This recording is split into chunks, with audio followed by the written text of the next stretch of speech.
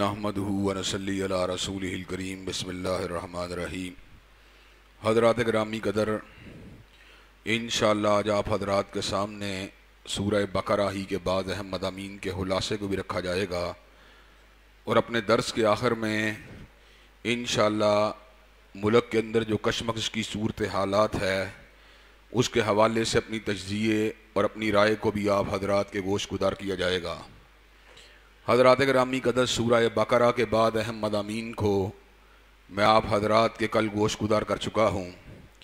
मैंने तहलीक आदम अलैहिस्सलाम के हवाले से आप हज़रात के सामने इस बात का जिक्र किया कि आदम अलैहिस्सलाम को ज़मीन के ऊपर भेजा गया और साथ ही इस बात का ऐलान भी फरमा दिया गया कि फ़इम्मा यअतियन्नकुम मिन्नी हुदन फ़मन तबिया हुदाया फ़ला खौफ़ुन अलैहिम वला हुम यहज़नून कि अल्लाह तबारक व तआला ने फरमा दिया हम आपके पास अपनी तरफ से हिदायत को भेजेंगे, बस जो अल्लाह तबारक व तआला की भेजी हुई हिदायत की पैरवी करेगा ना उसको कोई खौफ होगा ना कोई उसको गम होगा।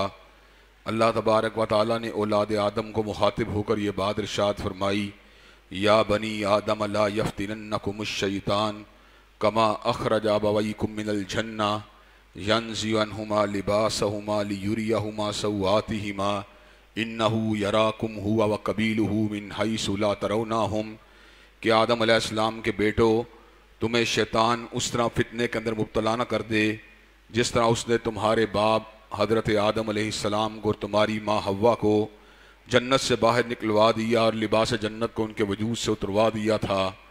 अल्लाह तबारक व तआला इस अमर का ऐलान अल्लाह तबारक व तआला इस बात का भी ऐलान फरमाते हैं कि अल्लाह तबारक व तआला फरमाते हैं इन्नहु यराकुम हुवा व कबीलुहु मिन हैसु ला तरौनाहुम कि शैतान और उसका कबीला तुम्हें वहाँ से देखता है जहाँ तो तुम उनको नहीं देख सकते। चुनाचे एक नादीदा हमले से बचने के लिए अल्लाह की पनाह की ज़रूरत है, अल्लाह की अता करदा आफ़ियत की ज़रूरत है, अल्लाह तबारक व तआला से राब्ते की ज़रूरत है। जब इंसान का राब्ता अल्लाह के साथ उस्तवार हो जाता है, ईमान मुस्तहकम हो जाता है, इंसान मुतवक्कल हो जाता है, तो अल्लाह तबारक व तआला उसको इबलीस और उसके करिंदों के शर से महफूज व मामून फरमा देते हैं। हज़रात गिरामी कदर, हज़रत रसूलुल्लाह सल्लल्लाहु अलैहि वसल्लम जब हिजरत करके मदीना तैयबा में जलवागर हुए तो मदीना तैयबा में यहूदियों के कई कबीले आबाद थे और वही इस इंतज़ार में थे कि नबी आखिरुज़्ज़मा जब खजूरों वाली सरजमीन के अंदर जलवा अफरोज़ होंगे तो हम भी उनका साथ देंगे, उनके रफ़ाक़ा के अंदर शामिल हो जाएंगे। लेकिन जब हज़ूर अक़दस अलैहिस्सलातु वस्सलाम मदीना मुनव्वरा में जलवा अफरोज़ हुए तो उन्होंने आपकी रिसालत को फ़कत इसलिए मानने से इनकार कर दिया कि हज़रत रसूलुल्लाह सल्लल्लाहु अलैहि वसल्लम का ताल्लुक़ आले इसहाक़ की बजाय आले इस्माईल के साथ था। वो आपकी अदावत के ऊपर, आपकी दुश्मनी के ऊपर आमादा व तैयार हो गए, हालांकि वो आपको और आपके ऊपर नादिल होने वाले कुरान को इसी तरह पहचानते थे जिस तरह बाप अपने घर के अंदर पैदा होने वाले बेटे को पहचानता है। अल्लज़ीना आतैनाहुमुल किताब यारिफूनहु कमा यारिफून अबनाअहुम, जिनको किताब जिनके सामने आई है वो इसको इस तरह पहचानते हैं जिस तरह इंसान अपने बेटे को पहचानता है। व इन्ना फ़रीक़म मिनहुम लयक्तुमूनल हक़्क़ व हुम यालमून, लेकिन इसके बावजूद जानते बूझते हुए उनकी एक बड़ी तादाद ने हज़रत रसूलुल्लाह सल्लल्लाहु अलैहि वसल्लम की दावत को झुटला दिया, आपके पैगाम को झुटला दिया, आपकी तकज़ीब की। हज़रत रसूलुल्लाह सल्लल्लाहु अलैहि वसल्लम की जब कुफ़ार और इस किस्म के अनासिर तकज़ीब करते थे तो हज़रत रसूलुल्लाह सल्लल्लाहु अलैहि वसल्लम को इस बात के ऊपर तकलीफ़ होती, कोफ्त होती, आप रंज को महसूस करते। तो ऐसे आलम के अंदर अल्लाह तबारक व तआला ऐलान फरमाते हैं क़द नअलमु इन्नहु लयहज़ुनुकल्लज़ी यक़ूलून, हमें पता है कि लोगों की बातें आपको दुख देती हैं।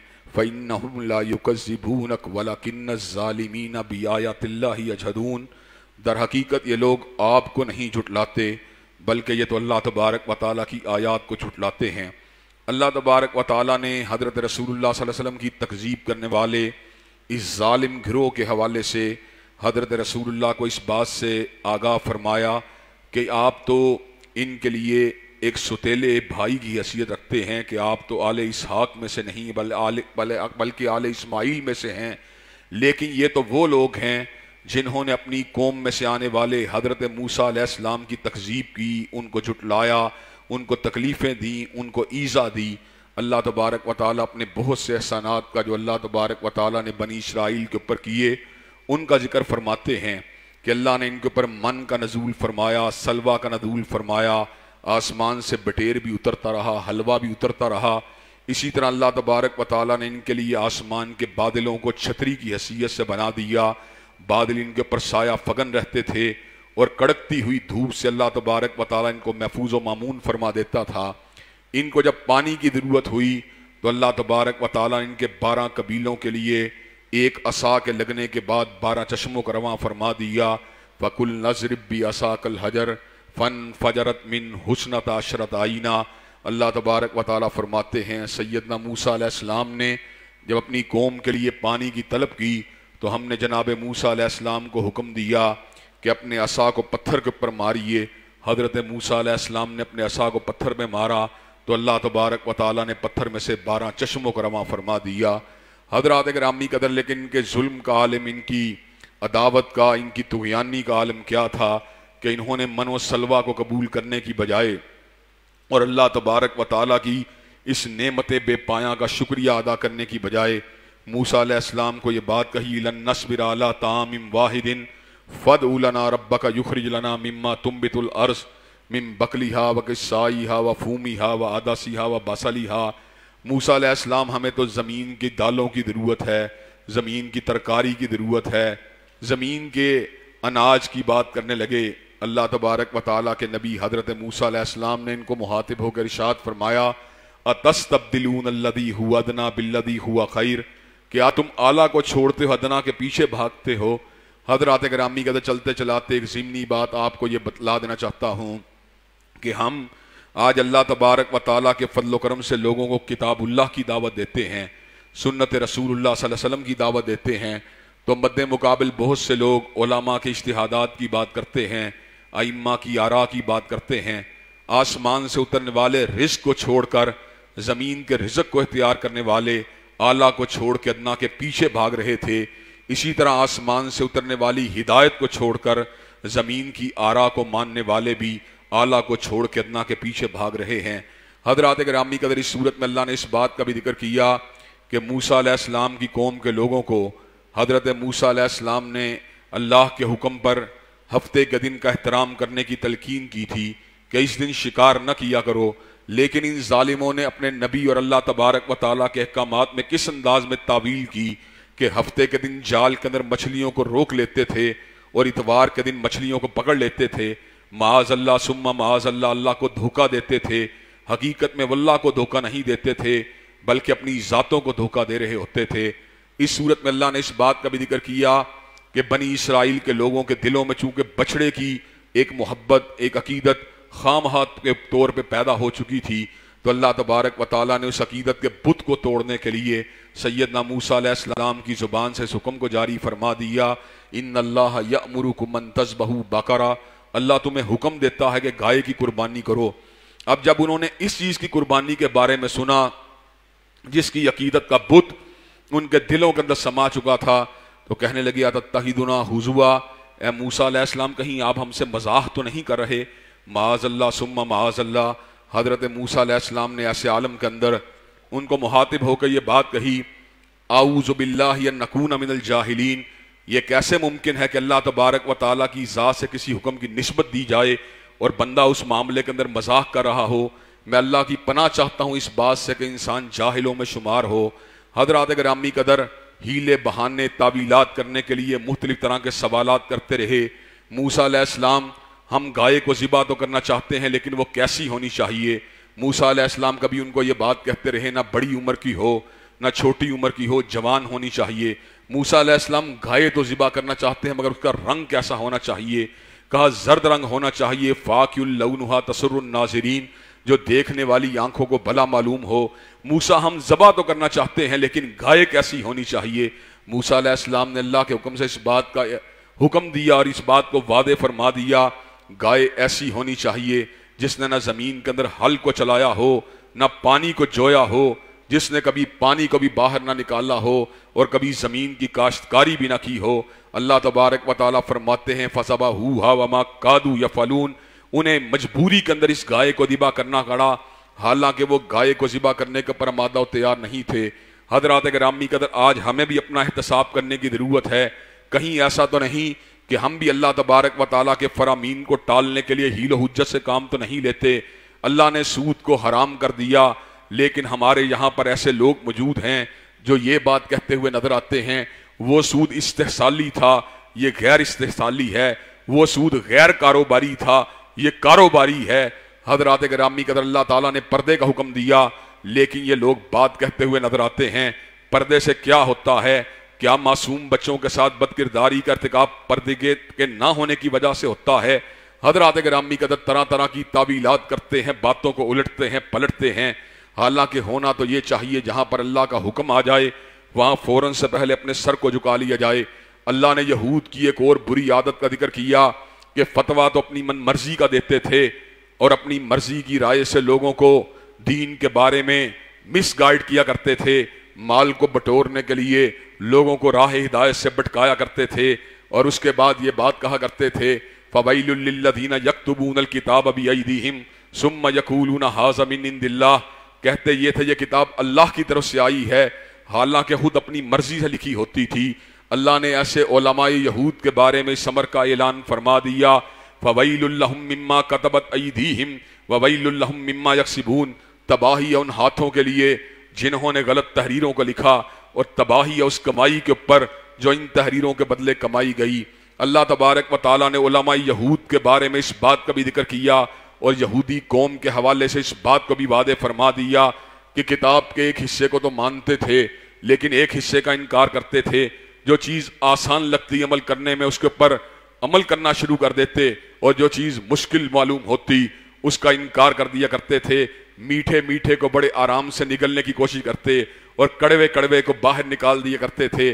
آج کا مسلمان بھی کچھ اسی قسم کے مسائل کے ساتھ دوچار ہے، جہاں پہ شادی پہ دھوم دھڑکے کی بات ہوتی ہے، باجے گاجے کی بات ہوتی ہے، جہاں پر بینک سے سود کے لین دین کی بات ہوتی ہے، جہاں پر نیو ایئر نائٹ کو منانے کی بات ہوتی ہے، وہاں پر مسلمان جو ہے اسلام کو خیر بات کہہ دیتا ہے، اور جہاں پر چند ٹکے اللہ کی بارگاہ میں خرچ کر کر اس کی رحمت کو سمیٹنے کی بات ہوتی ہے تو ان چند ٹکوں کے عوض جو ہے وہ جنت کا خریدار بن جاتا ہے۔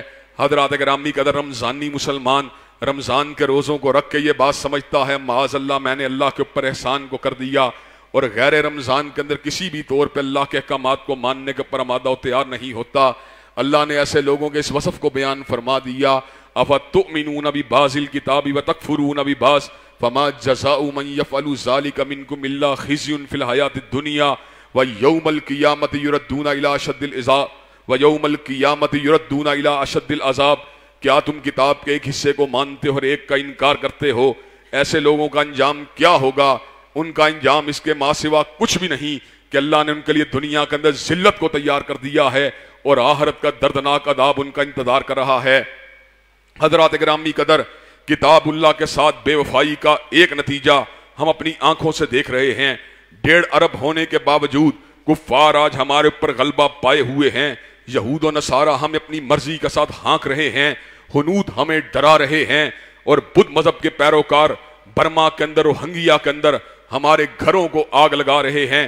پوری دنیا کی ہر باطل قوم آج مسلمانوں کو دبا رہی ہے، اور مسلمان فقط اس لیے ذلیل ہے کہ کتاب کے ایک حصے کو مانتا ہے اور ایک حصے کا انکار کرتا ہے۔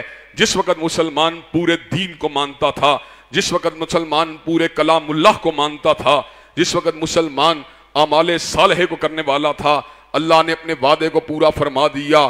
وعد اللہ الذین آمنوا منکم وعملوا الصالحات لَيَسْتَخْلِفَنَّهُمْ فِي الْأَرْضِ كَمَا اسْتَخْلَفَ الَّذِينَ مِنْ قَبْلِهِمْ وَلَيُمَكِّنَنَّ لَهُمْ دِينَهُمُ الَّذِي ارْتَضَىٰ لَهُمْ وَلَيُبَدِّلَنَّهُمْ مِنْ بَعْدِ خَوْفِهِمْ أَمْنًا۔ جب ایمان طاقتور ہوتا ہے، جب عمل خالص ہوتا ہے، تو پھر زمین کے اوپر غلبہ ہوتا ہے، زمین کے اوپر تمکن ہوتا ہے۔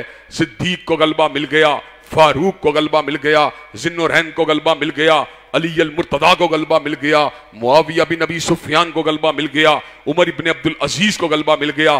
تمہیں کیا ملا؟ تمہیں اس لیے ذلت ملی، رسوائی ملی کہ تم نے آیات اللہ کا انکار کیا۔ اللہ نے یہود کی ذلت کی وجہ جو بیان کی ہے، آج وہی وجہ ہم پہ صادق آتی ہے۔ ضربت علیہم الذلۃ والمسکنہ وباؤوا بغضب من اللہ۔ ان پہ ذلت اور مسکنت کو مسلط کر دیا گیا اور وہ اللہ کے غضب کو لے کے پلٹے. ذالک بانہم کانوا یکفرون بآیات اللہ، اس لیے کہ وہ اللہ تعالیٰ کی آیات کا انکار کیا کرتے تھے. حضرات گرامی قدر اس صورت میں اللہ نے اس بات کا بھی ذکر فرما دیا کہ یہودیوں کو حضرت رسول اللہ کے قلب اطہر کے اوپر نازل ہونے والے کلام اللہ کی وجہ سے حضرت جبریل سے عداوت تھی، شکایت تھی. وہ یہ بات سمجھتے تھے کہ حضرت جبریل امین جو تھے وحی کو آل اسماعیل کے ایک عظیم ہستی کے اوپر کیوں لے کے آئے ہیں. اللہ تبارک و تعالیٰ نے اس بات کو واضح فرما دیا، کل من کان عدوا لجبریل فإنہ نزلہ علی قلبک بإذن اللہ. اور جو لوگ جبریل علیہ السلام سے عداوت رکھتے ہیں آپ فرما دیجئے فإنہ نزلہ علی قلبک بإذن اللہ، اس نے آپ کے سینے کے اوپر جو کچھ بھی اتارا ہے اپنی مرضی کے ساتھ نہیں اتارا، بلکہ وہ آپ کے سینے کے اوپر جو پیغام لے کے آیا ہے اللہ کے حکم سے لے کے آیا ہے.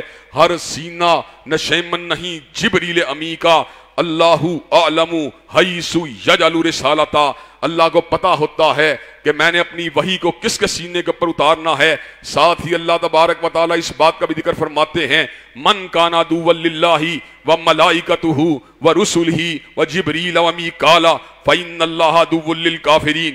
جو اللہ کا دشمن ہے، جو جبریل کا دشمن ہے، جو میکائیل کا دشمن ہے، جو ملائکہ کا دشمن ہے، جو رسول اللہ کا دشمن ہے، بس میرا بھی اعلان ہے فإن اللہ عدو للکافرین، میں بھی کافروں کا دشمن ہوں.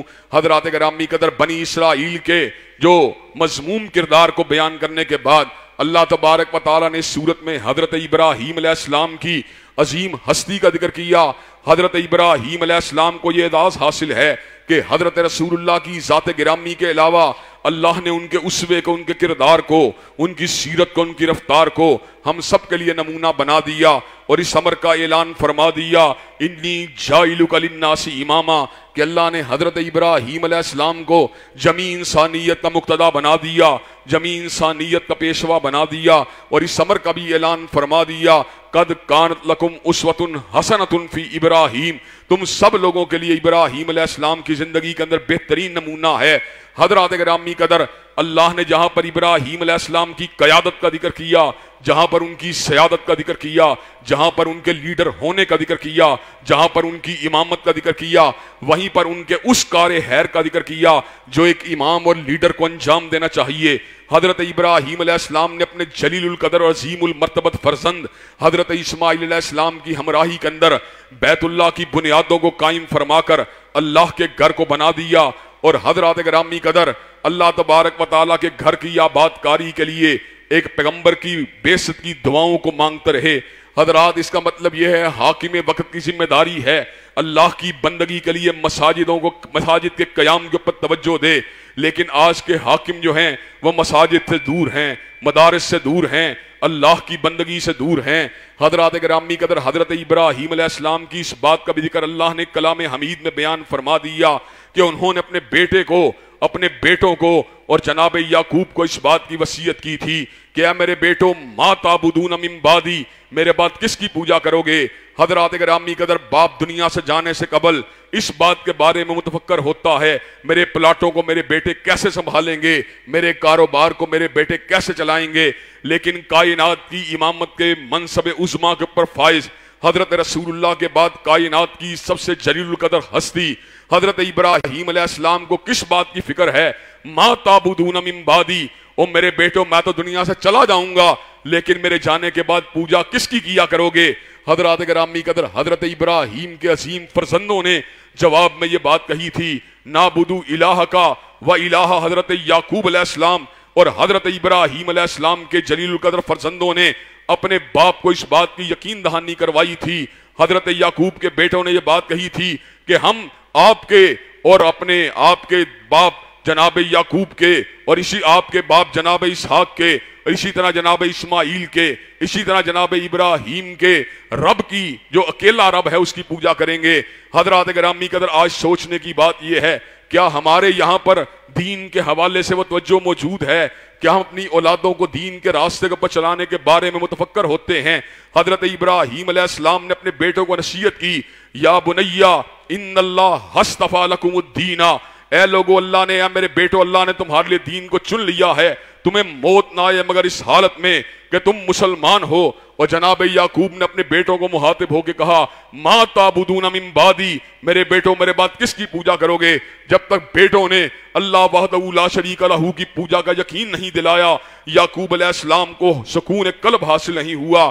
حضرات گرامی قدر، اس صورت میں اللہ نے اس بات کا بھی ذکر کیا صبغۃ اللہ ومن احسن من اللہ صبغہ، رنگ تو بہت سے ہیں، کوئی قومیت کے رنگ میں رنگا ہوا، کوئی سیاست کے رنگ میں رنگا ہوا، کوئی پارٹی کے رنگ میں رنگا ہوا، کوئی برادری کے رنگ میں رنگا ہوا، لیکن سب سے اعلیٰ رنگ جو ہے وہ یہ ہے کہ انسان اللہ کے رنگ میں رنگا جائے، اس کی بندگی کو اختیار کر لے، اس کی پوجا کے راستے کو پر چلنا شروع ہو جائے۔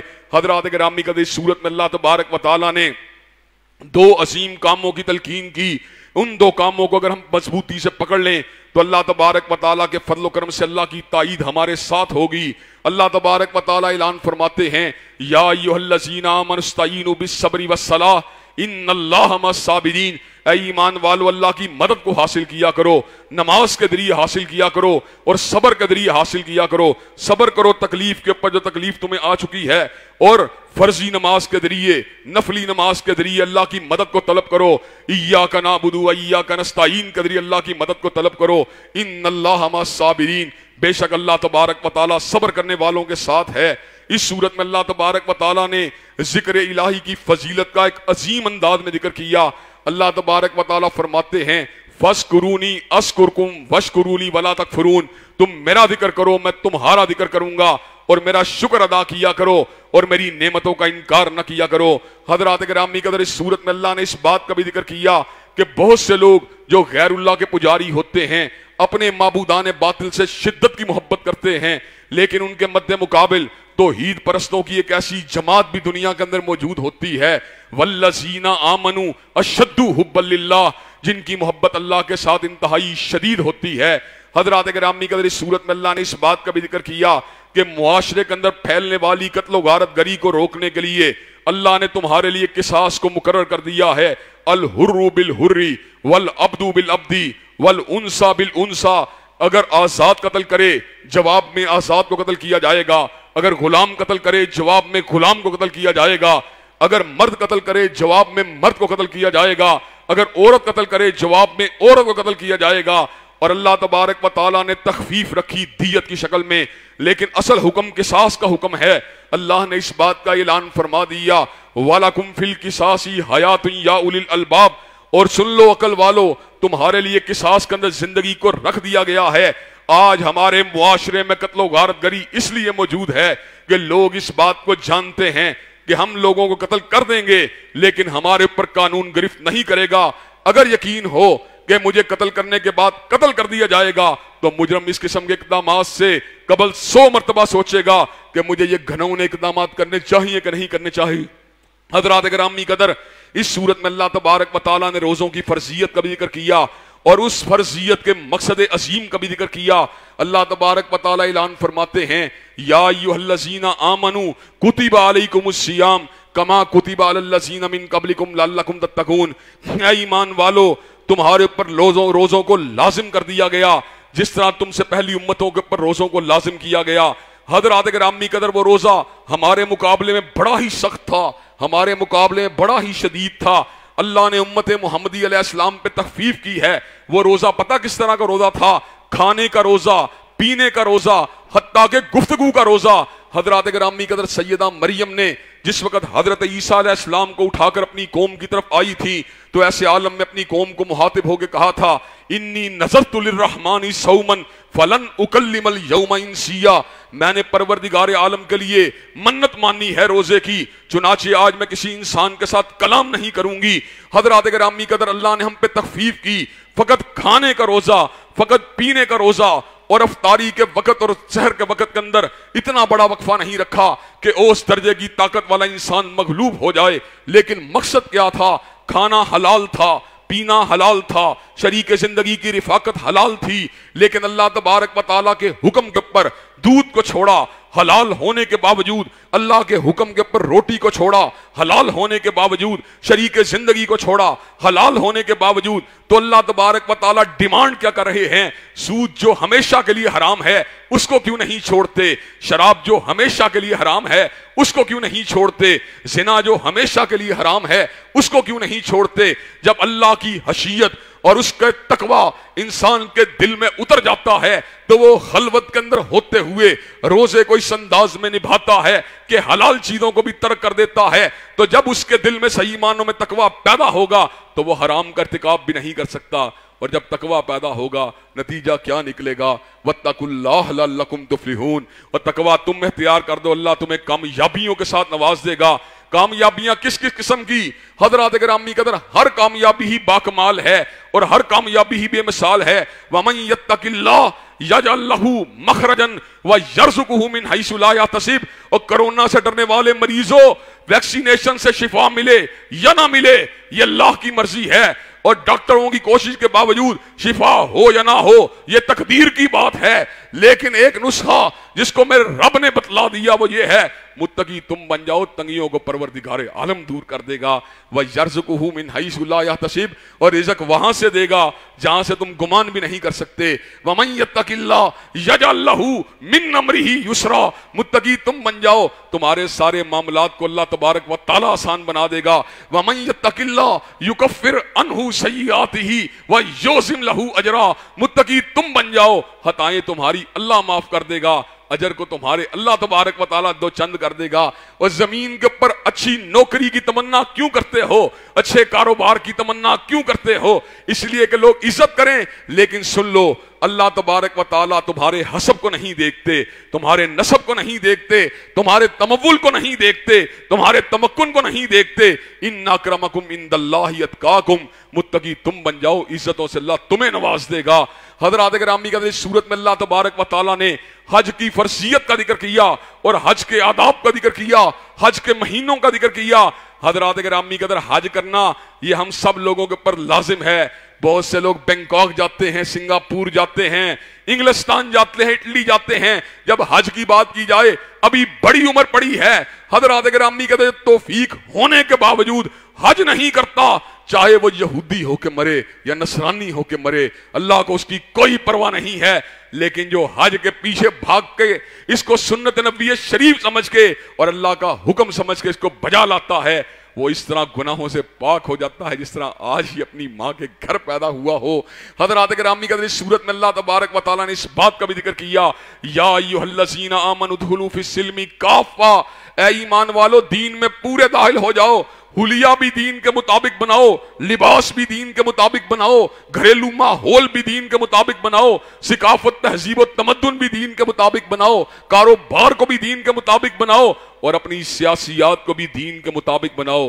آج سارا خانہ حرام ملک کا پتہ کیوں ہوا ہے؟ سیاست کی بنیاد دین نہیں ہے، سیاست کی بنیاد میری عقل ہے، سیاست کی بنیاد میری پسند ہے، سیاست کی بنیاد میری تمنا ہے، سیاست کی بنیاد میری ضرورت ہے۔ جس وقت سیاست ہوگی للہیت کی بنیاد پر، جب سیاست ہوگی اللہ کی حاکمیت کو مد نظر رکھ کر، جب سیاست ہوگی قانون الہیہ کے اطلاق کو مدد رکھ کے، اللہ کی قسم سارے کے سارے مسائل حل ہو جائیں گے، معیشت کی تنگیاں بھی دور ہو جائیں گی، امن و امان کے مسائل بھی حل ہو جائیں گے۔ اللہ نے قرآن مجید میں ایک بستی کا ذکر کیا، ضرب اللہ مثلا قریۃ کانت آمنۃ مطمئنہ یاتیھا رزقھا رغدا من کل مکان، ایک بستی تھی جس کے پاس 3 نعمتیں تھیں، امن بھی تھا، اطمینان بھی تھا۔ امن باہر کی امن کا نام ہے، اطمینان داخلی کفیت کا نام ہے۔ یاتیھا رزقھا رغدا من کل مکان، ہر جگہ سے رزق بھی با فراغت مل رہا تھا۔ فکفرت بانعم اللہ، اللہ کی نعمتوں کا انکار کیا۔ فاذاقها اللہ لباس الجوع والخوف بما كانوا يصنعون، اللہ تعالیٰ نے امن کو چھینا، خوف کو مسلط کر دیا، اللہ نے رزق کو چھینا، بھوک کو مسلط کر دیا۔ حضرات گرامی کا اس صورت میں اللہ تبارک و تعالیٰ نے طلاق کے احکامات کو بھی بڑی وضاحت کے ساتھ بیان فرما دیا۔ طلاق کے 3 موقع انسان کی زندگی میں ہوتے ہیں۔ ایک مرتبہ عورت کو ایک مجلس میں 3 طلاقیں دینے کے ساتھ 3 طلاقیں وقوع پذیر نہیں ہوتی، بلکہ مختلف مواقع کے اوپر عورت کو 3 طلاقیں دینے کے بعد عورت ہمیشہ کے لیے مرد کے لیے حرام ہو جاتی ہے۔ تاہم ایک صورت ہے वो सूरत क्या है, औरत कहीं और ब्याही जाए, वो मर्द उसको तलाक दे दे या मर्द फोत हो जाए और ऐसी सूरत में औरत अपने साबका शोहर के हाथ आना चाहे निकाह के जरिए, तो इस्लाम में इस चीज की इजाजत है। लेकिन दुख की बात यह है, मदहब का नाम लेकर बाकायदा एक हीला बनाकर हलाले को दीन का जुज बनाया गया। हालांकि हलाला करने वाले के ऊपर भी पैगंबर ज़मान ने लानत की है और जिसके लिए हलाला किया जाता है उसके ऊपर भी लानत की है। हजरात गिरामी कदर, होना तो ये चाहिए था कि हम कुरान के असालीब को और कुरान के मफाहीम को और कुरान के मतालिब को, अल्लाह की हिकमत और अल्लाह के मकासद, अल्लाह के बयान करदा मकासद और हजरत रसूलुल्लाह सल्लल्लाहु अलैहि वसल्लम की शरीयत की रोशनी में समझते। लेकिन मनमानी तावीलात करके हम कुरान मजीद के मामलात से दूर होते जाते हैं। हजरात गिरामी का इस सूरत में अल्लाह ताला ने खवातीन की इद्दत का भी जिक्र किया कि जिस औरत का शोहर फोत हो जाए 4 महीने 10 दिन तक इद्दत करेगी और इस इद्दत के बाद हजरात गिरामी अगर कहीं वो और शादी करना चाहे तो उसको शादी करने की इजाजत है। इस सूरत में अल्लाह तबारक व तआला ने जो है नमाजों की हिफाजत का भी जिक्र किया, खसूसन नमाज असर की हिफाजत का जिक्र किया। हाफिज़ू अलस्सलावाति वस्सलातिल वुस्ता के नमाजों की हिफाजत किया करो, खसूसन दरमियानी नमाज की। क्यों दरमियानी नमाज की? इसलिए कि वक्त गुराई का होता है, कारोबार का होता है। बंदा कहता है अभी शटर डाउन करता हूं, अभी दुकान बंद करता हूं, अभी रजिस्टर पैक करता हूं, लेकिन क्या होता है, कहीं ना कहीं से कोई गाहक, कहीं ना कहीं से कोई उम्मीद, कहीं ना कहीं से कोई लालच इंसान को घेर लेता है, इंसान नमाज से दूर हो जाता है। अल्लाह तबारक व तआला हमें इन बातों को समझने की तौफीक दे और जो नुकात मैंने बयान किए उन पे हमको अमल पैरा होने की तौफीक दे। और हजरात गिरामी कदर, इसके बाद मैं आप हजरात की रहनुमाई मुल्क की मौजूदा सूरत हाल की तरह इसलिए कर देना चाहता हूँ। आपको पता है कि हालात हाजरा के हवाले से मैंने हमेशा आप दोस्त अहबाब के सामने अपने नुक्ता नज़र को रखा है। उस नुक्ता नज़र के हवाले से मैंने कभी आपको बाउंड नहीं किया कि आप लाजमन मेरी बात को माने, लेकिन मैं आपके लिए एक फिक्र अमेज बात या फिक्री बात को आपके सामने जरूर रखता हूँ। हजरात गिरामी अगर आप ये बात समझते हैं कि हमारे बहुत से मामलात के अंदर हमारा नुक्ता नज़र तहरीक लब्बैक से जुदा है, हमारी अपनी फिक्र है, हमारा अपना अंदाज है, हमारा अपना काम करने का उसलूब है, लेकिन हजरात गिरामी के अंदर बाज़ मामलात ऐसे होते हैं जो उम्मत के मुश्तरकात का हिस्सा होते हैं। उन मामलात के अंदर अकीदा हत्म नबूवत और हुर्मत रसूलुल्लाह का मामला सरे फहरिस्त है। आपको इस बात का इल्म है कि मैक्रोन ने हजरत रसूलुल्लाह की शान कदस में एलानिया गुस्ताही की और उस गुस्ताही के ऊपर नदामत का कोई इजहार नहीं किया। यह मसला तहरीक लब्बैक का मसला नहीं, यह मसला उम्मत मुस्लिमा का मसला है, यह मसला फकत बरेलवियों का मसला नहीं बल्कि अहलुल हदीस का मसला है, देवबंदियों का मसला है, पूरी उम्मत का मसला है कि जो हजरत रसूलुल्लाह की शान कदस के अंदर गुस्ताही करता है। हजरत गिरामी कदर, पाकिस्तान का कानून हो या शरीयत की बात हो या इब्ने तैमिया के फतावा जात हो या कुरान मजीद की आयात हो या हदीस तैयबा हो या सुन्नत मुतवातरा हो, हजरत गिरामी कदर वो शख्स जो है शरीयत इस्लामिया में उसको जिंदा रहने का हक हासिल नहीं है। हजरत गिरामी कदर, उम्मत कमजोर है, उम्मत बदहाल है, लेकिन उम्मत इतनी कमजोर नहीं है कि हजरत रसूलुल्लाह सल्लल्लाहु अलैहि वसल्लम की तौहीन को ठंडे पेटों गवारा कर ले। हजरत गिरामी कदर, हम किसी को कत्ल करने की बात नहीं करते। अभी रास्ते में मेरे बेटे ने मुझे बतलाई ये बात कि आपके हवाले से ट्विटर पे ये ट्वीट चल रही है कि आपने फ्रांसीसी सफीर को कत्ल करने की बात की है। मैंने कहा यह बात फकत प्रोपेगेंडा है, हमारा असल मौक़िफ़ वही है कि फ्रांस ने हजरत रसूलुल्लाह की एलानियत तौहीन की और उसके ऊपर किसी किस्म की मादरत खाना रवैये को इख्तियार नहीं किया, उसके ऊपर किसी किस्म की लचक का मुदारा नहीं किया, किसी किस्म की शर्मिंदगी का मुदारा नहीं किया। अगर उसके सफीर को मुल्क से बाहर निकाल दिया जाए, उससे सफारती तजारती तल्लुकात को मुनक़ते कर दिया जाए, तो इसमें कौन से हर्ज वाली बात है? हम गिराओ जलाओ के कायल नहीं, हम पुलिस की गाड़ियों को आग लगाने के कायल नहीं, ना ही हम मजलूम और मासूम मुसलमानों और नहत्ते शहरियों के ऊपर गोली चलाने के कायल हैं। मुल्क के अंदर जितनी भी अफरा तफरी है ये अफसोसनाक है, लेकिन सोचने की बात यह है इस अफरा तफरी की बुनियाद क्या है? अगर फ्रांस के सफीर को मुल्क से बाहर निकाल दिया जाए तो हजरात गिरामी कदर इससे क्या फर्क पड़ जाएगा? अगर इस बुनियाद के ऊपर मुल्क के मसाइल हल हो सकते हैं और मुल्क में अनारकी का खात्मा हो सकता है तो इसमें कौन से हर्ज वाली बात है? शेर रशीद साहब जो एक दौर के अंदर लब्बैक के नारे लगाते रहे, आज वो ये बात कहते हैं कि उनका मुतालबा इस किस्म का है कि जिसके नतीजे में पाकिस्तान का बड़ा गलत इमेज जाएगा। गलत इमेज जाएगा, क्या गलत इमेज जाएगा कि अपने नबी की हुर्मत के हवाले से फ्रांस के साथ सफारती तल्लुकात को मुनक़ते कर दिया है। अगर फ्रांस के सदर को इस बात के ऊपर कोई शर्म नहीं आती तो तुम्हें अमेरिका के सामने, बरतानिया के सामने और फ्रांस का सामना करने से क्यों शर्म आ रही है? हजरात गिरामी कदर, ये मौक़िफ़ बिल्कुल वादे है। हम ये बात समझते हैं, हाँ वहाँ का डेड लॉक लगाना और मुल्क के अंदर इस बात को जो है हवा बना के पेश करना, बाकी मुल्क में अमन होना चाहिए, निजी अमलाक की हिफाजत होनी चाहिए, लोगों के जानो माल को महफूज होना चाहिए, सरकारी और गैर सरकारी इमारतों का नुकसान नहीं होना चाहिए। लेकिन जहां तक ताल्लुक है इस बात का कि हजरत रसूलुल्लाह की नामूस पे हमला करने वाले फ्रांस के सफीर को मुल्क बदर नहीं किया जा सकता, उसके नतीजे के अंदर मुआशरे के अंदर फसाद को बपा किया जाए, मुआशरे के अंदर बलवे को शुरू करवा दिया जाए, मुआशरे के अंदर कत्लो गारत गरी के बाजार को गर्म कर दिया जाए। हजरात गिरामी कदर, हम खान साहब और उनकी पूरी कबीना के इस इक़दाम की बुरे तरीके से मजम्मत करते हैं कि उन्होंने मिस हैंडल किया सिचुएशन को, उन्होंने कन्फ्लिक्ट रेजोल्यूशन के लिए सही अंदाज को इख्तियार नहीं किया। अभी भी मुल्क की सालमियत के लिए और हजरत रसूलुल्लाह की हुर्मत के तहफ़्फ़ुज़ के लिए वक़्त अभी भी नहीं गुजरा। अकाबिर उलमा जिनका ताल्लुक जुमला मसालिक के साथ हो, चाहे बरेलवी मसलक के उलमा हो या देवबंदी मसलक के उलमा हो या अहलुल हदीस के उलमा हो, उनको इस बात के अंदर जो है पुल का किरदार अदा करने का टास्क मिलना चाहिए। हजरात गिरामी कदर, अगर हमारे जिम्मे ये जिम्मेदारी लगाई जाती है तो इंशाअल्लाह मुल्क के अंदर बकाए अमन के लिए और मुल्क के अंदर अमन व अमान के क़याम के लिए बगैर हजरत रसूलुल्लाह की हुर्मत पे किसी किस्म की लचक का मुजाहरा किए हुए इंशाअल्लाह हम ये काम अभी भी करने के लिए तैयार हैं। लेकिन पकड़ धकड़ के जरिए, पाबंदियों के जरिए, गिराव जलाओ के जरिए एक जायज मुतालबे को नहीं रोका जा सकता। अगर औरत मार्च में गंदे नारे लग सकते हैं, मेरा जिस्म मेरी मर्जी के नारे लग सकते हैं। हजरत गिरामी कदर, अगर इस मुल्क के अंदर हजरत रसूलुल्लाह और हजरत आयशा के निकाह को तनकीद का निशाना बनाया जा सकता है तो इस मुल्क के अंदर हर गिरोह को, जो मुसलमानों का गिरोह हो, जो हजरत रसूलुल्लाह के मुहिब्बान का गिरोह हो, उनको एहतजाज से नहीं रोका जा सकता। हजरत गिरामी कदर, फ्रांस के साथ तजारती व सफारती ताल्लुकात को अगर कता करके मुल्क में अमन पैदा होता है तो क्या ऐसा होना चाहिए कि नहीं होना चाहिए? हजरत गिरामी कदर, आप इस मुतालबे के साथ इत्तफाक करने के लिए तैयार हैं इंशाअल्लाह। इंशाअल्लाह अल्लाह तबारक व तआला के फजल करम से जब तक हजरत रसूलुल्लाह का एक भी जानिसार जिंदा है, जब तक शमाए रिसालत का एक भी परवाना जिंदा है, इंशाअल्लाह हुर्मत रसूलुल्लाह का पर समझौता नहीं हो सकता।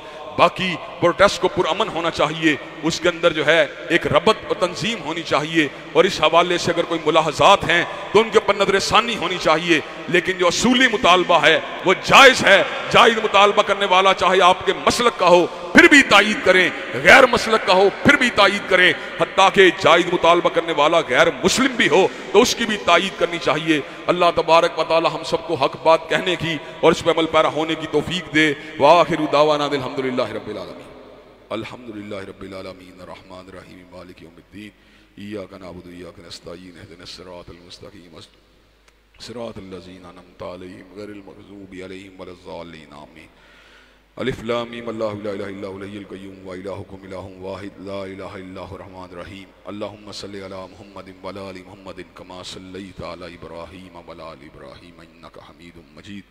अल्लाहुम्मा बारिक अला मुहम्मदिन व अला आलि मुहम्मदिन कमा बारकता अला इब्राहीम व अला आलि इब्राहीम इन्नका हमीदुम मजीद। ऐ अल्लाह, अपने फजल व करम से हम सब की दुआओं को कबूल व मंजूर फरमा। ऐ अल्लाह, दीन दुनिया की आला तरीन कामयाबियों कामरानियों से हमकिनार फरमा। अल्लाह, दुनिया व आखिरत की ज़िल्लत और रुसवाइयों से महफूज व मामून फरमा। ऐ अल्लाह, अपने फजल व करम से हमारी तमाम जायज़ दिली तमन्नाओं को कबूल व मंजूर फरमा। ऐ अल्लाह, हमको नफ्स की उकसाहटों और शरारतों से महफूज व मामून फरमा। ऐ अल्लाह, हम सब के रोज़ों को कबूल व मंजूर फरमा। ऐ अल्लाह, हम सब के क़यामुल लैल को कबूल व मंजूर फरमा। ऐ अल्लाह, दीन दुनिया की आला तरीन कामयाबियों कामरानियों से हमकिनार फरमा। ऐ अल्लाह, शरीरों की शरारत हासिदों के हसद से महफूज व मामून फरमा। अल्लाह, जितने भाई बेरोज़गार हैं उनको अच्छा रोज़गार नसीब फरमा। अल्लाह, जितने भाई झूठे मुकदमात में फंसे हुए उनको मुकदमात से रिहाई नसीब फरमा। अल्लाह, जितने लोग अपनी बेटियों के रिश्तों की वजह से परेशान हैं उनको नेक साले रिश्ते नसीब फरमा। अल्लाह, जितने लोग बेऔलादी की वजह से परेशान हैं उनको औलाद सालिहा नरीना नसीब फरमा।